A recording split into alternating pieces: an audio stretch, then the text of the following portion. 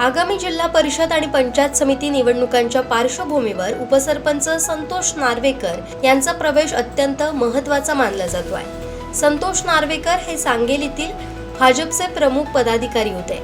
त्यांच्या पक्षबदलामुळे सांगली परिसरात सेनेची ताकद निश्चितच वाढली असून हा भाजपसाठी एक धक्का मानला जातो आहे। यावेळी बोलताना नार्वेकर यांनी शिवसेना जिल्हा प्रमुख संजू परब यांच्या कार्यपद्धतीवर आणि विकासात्मक दृष्टिकोनावर विश्वास ठेवून शिवसेनेत प्रवेश करत आहोत असं स्पष्ट केलंय।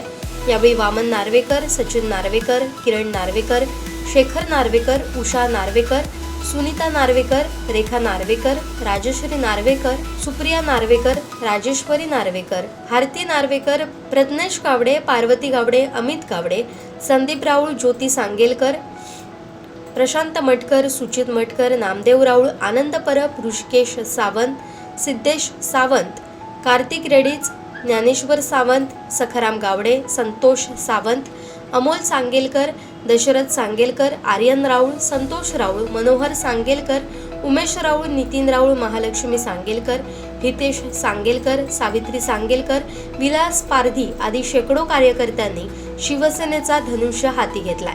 जिल्हा प्रमुख संजू परब यांनी नार्वेकर आणि त्यांच्या सर्व सहकाऱ्यांचं पक्षात स्वागत केलं।